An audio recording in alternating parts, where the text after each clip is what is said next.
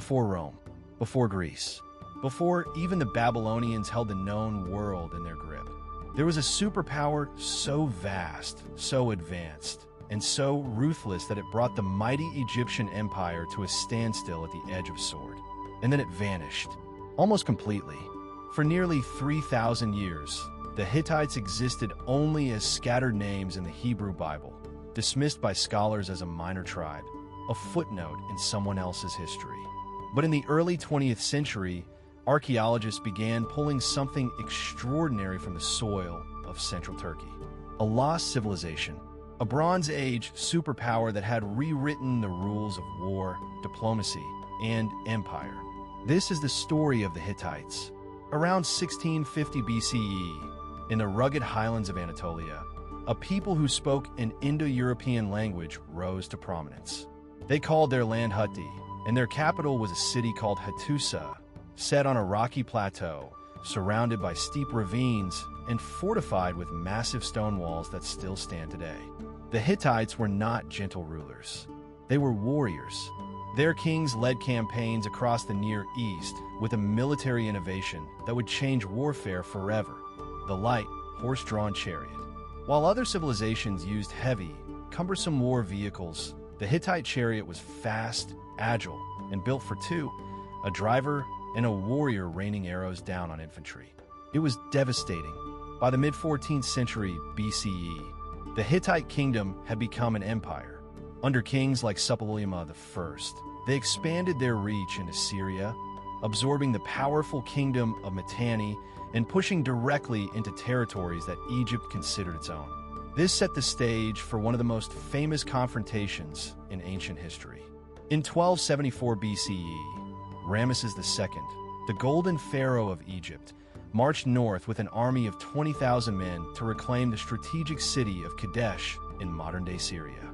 The Hittite king, Muwatalli II, met him with an even larger force, perhaps 40,000 soldiers and 3,000 chariots.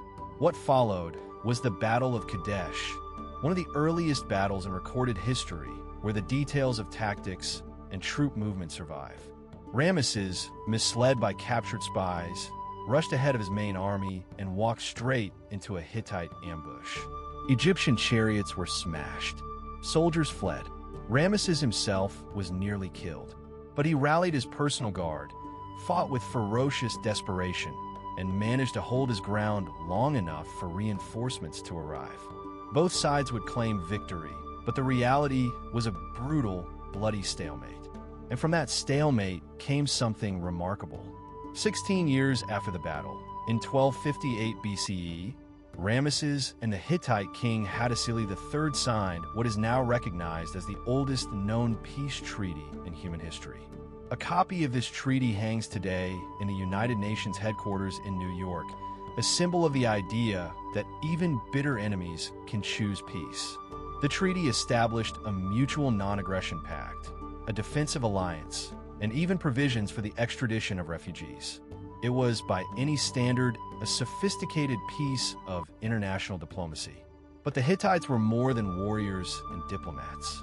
They were administrators. Their capital, Hattusa, was a sprawling city of temples, palaces, storehouses, and archives containing tens of thousands of clay tablets written in cuneiform.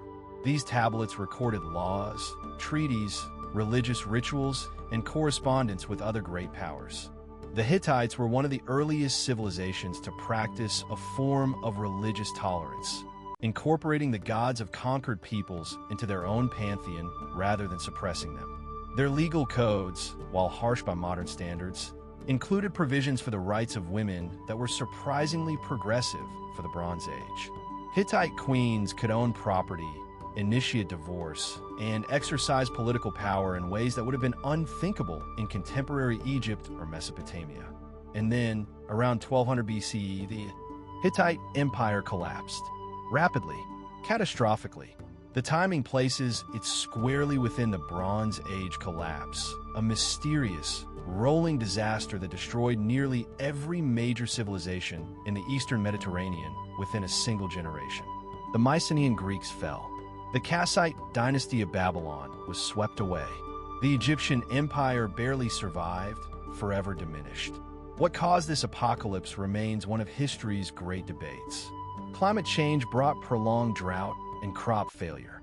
Earthquakes, swarms destabilized cities already weakened by economic crisis.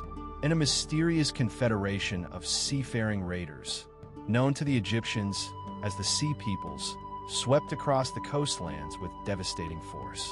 The Hittites, stretched thin across a vast empire, caught in the middle of all of it, were among the first major powers to fall. Hattusa was burned and abandoned. The great archives were buried under rubble.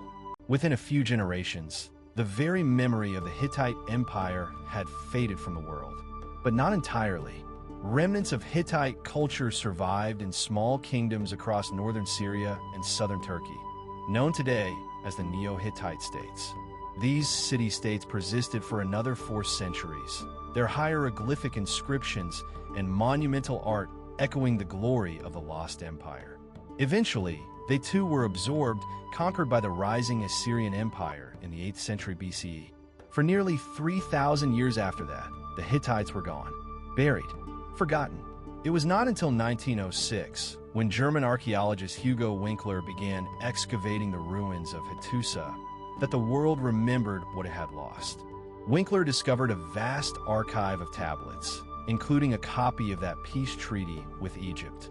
He is said to have written in his journal that he had found something that would shake the foundations of ancient history. He was right.